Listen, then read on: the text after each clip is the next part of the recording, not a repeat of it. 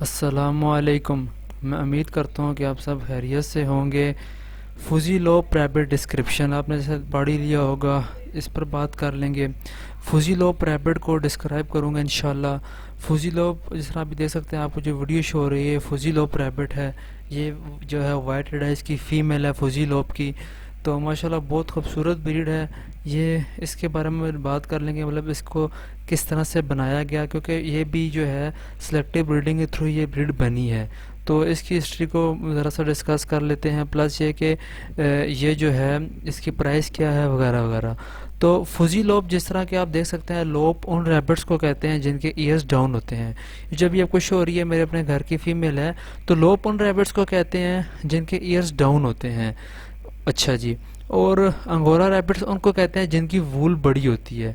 अब आप इसमें और अंगोरा के कान खड़े होते हैं, लेकिन आप इस रैबिट में देख सकते हैं कि इसकी जो ख़ास बात है इसमें दोनों चीज़ें हैं। इसके ईयर भी डाउन है लोप की तरह, और इसकी वूल भी बड़ी है।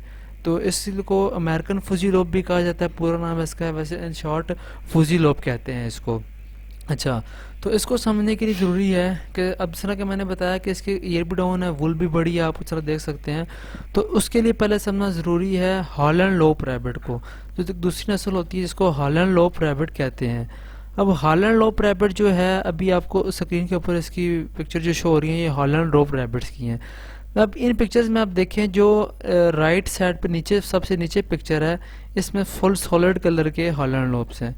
तो होता था ये था कि जो हॉलैंड लोप था ये सिर्फ सॉलिड कलर्स में आता था। सॉलिड कलर्स मतलब फुल कलर में आया करता था। किसी मिक्स जिस तरह होता है ब्रोकन कलर, मिक्स कलर्स में आता था फुल, यानी कि पूरा ब्लैक, पूरा वाइट, पूरा ब्राउन, इस तरह का आता था कलर।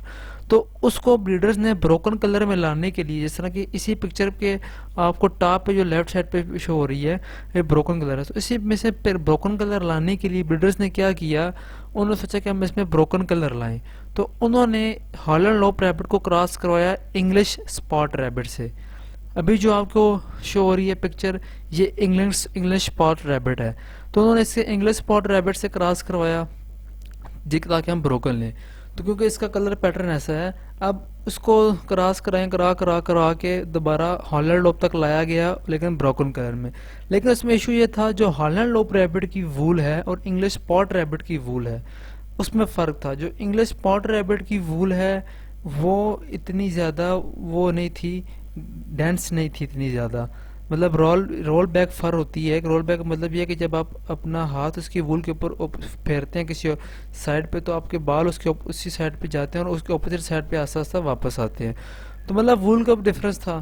तो उन्होंने क्या किया, फिर उन्होंने सोचा यार इसका जो है वूल का डिफरेंस है, तो हमें ये चीज़ नहीं चाहिए। फिर उन्होंने इसको फ्रेंच अंगोरा के साथ क्रॉस कराया, क्योंकि फ्रेंच अंगोरा की वूल वो वूल थी जो ब्रीडर्स इस रैबिट में वूल चाह रहे थे, लेकिन शॉर्ट में।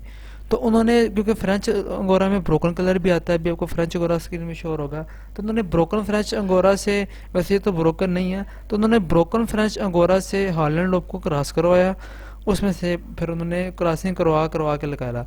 लेकिन जब इनिशियल क्रॉस करवाया गया, तो जो इनिशियली रैबिट आया वो ऐसा था, उसके कान भी बड़े, सॉरी कान भी डाउन थे और वूल भी बड़ी थी। क्योंकि ज़ाहिर सी बात है, जब कोई ब्रीड सिलेक्टिव बनाई जाती है, जैसा ब्रोकन उन्होंने हॉलैंड लोप बनाना था, तो ऐसे तो नहीं था कि फ़ौरन एक ही दफ़ा क्रॉस कराते बन जाता। फिर उसको कई साल लगे, 3-4 साल उसको वर्किंग करते हैं। जैसे भी ब्रीड्स बनाने में इससे भी वैसे ज़्यादा 50-50 साल भी लग जाते हैं। तो पर जो शुरू में आया रैबिट, उसके ईयर भी डाउन थे, वूल भी बड़ी थी। तो वहाँ से उन्होंने ये सोचा, अगरचे उनका मकसद ये बनाने का नहीं था, उनका मकसद था कि हम हॉलैंड लोप ही बनाएंगे शॉर्ट फर वाला ब्रोकन कलर में। लेकिन उन्होंने सोचा यार ये जो आपको ये जो है रैबिट आ रहा है जिसके ईयर डाउन है और वूल बड़ी है, ये भी खूबसूरत है, ये भी एक लेदर से ब्रीड होनी चाहिए। तो फिर उन्होंने इसके ऊपर वर्किंग शुरू की। ये 1985 की बात है, तकरीबन 1985 के आसपास उन्होंने इसके ऊपर वर्किंग शुरू की। तो जब उन्होंने इसकी वर्किंग शुरू करके बाकायदा इसको स्टैंडर्ड के मुताबिक लाए, इसको फिर अरबा के जो शोज़ होते हैं उसमें प्रेजेंट किया गया। तो पहले तो उसको एक्सेप्ट नहीं किया गया था अरबा में, क्योंकि अरबा का अपना एक स्टैंडर्ड्स होता है। किसी भी नई ब्रीड को जब वो रिकॉग्नाइज करते हैं तो उसके कोई अपने क्वालिफिकेशंस होती हैं जो मीट करना ज़रूरी हैं। तो बहरहाल ये उस तरह मीट नहीं हुआ, तो इसको दबा फिर जो है उसकी, बल्कि अरबा की जो लास्ट थे ये वाले मैं जो बता रहा हूँ जिनके अकॉर्डिंग ये क्वालिफाई नहीं हुआ, उनमें भी बाकायदा अमेंडमेंट्स की गई कोई, क्योंकि पहले फिर नोटिफिकेशन रिक्वेस्ट पास की, एप्लीकेशंस दी बिल्डर ने। बहरहाल तो उसको दोबारा फिर प्रेजेंट किया गया, तीसरी दफ़ा जब प्रेजेंट किया गया, क्योंकि जो अरबा के शोज़ होते हैं या दूसरी जो कन्वेंशंस होती हैं, तो वहाँ पर जब प्रेजेंट किया, जब प्रेजेंट करना होता है, जो बिल्ड नई रिकॉग्नाइज करवानी होती है, वहाँ पर बिल्डर उसको प्रेजेंट करते हैं, वो एक्सेप्ट हो जाता है, फिर अरबा उसको ऑफिशियली रिकॉग्नाइज कर लेता है। ऑफिशियली रिकॉग्नाइज का मतलब ये है कि अरबा उसको रिकॉग्नाइज कर देता है, पहचान दे देता है कि ये ब्रीड एग्जिस्ट करती है और उसका ये स्टैंडर्ड है, बाकायदा उसके स्टैंडर्ड बनाए जाते हैं। तो बहरहाल तीसरी दफ़ा फिर 1989 में अरबा ने इसको एक्सेप्ट किया, और 1989 में जब ये प्रेजेंट हुआ तो अरबा ने इसको एक्सेप्ट किया, तो एज ए सेपरेट, एक सेपरेट ब्रीड जो है रिकॉग्नाइज की गई फजीलोब। अब इसकी बात कर लेते हैं, प्राइस के ऊपर थोड़ी सी बात कर लेते हैं। पाकिस्तान में इसकी क्या प्राइस चल रही है? जो भी आपको चीज़ शो हो रही है, यही क्वालिटी जो है, यही चीज़ पाकिस्तान में ये जो वाइट रेड आइज है, ये तकरीबन इस टाइम 70 से 80 हज़ार रुपये का पेयर है, ब्रीडर पेयर।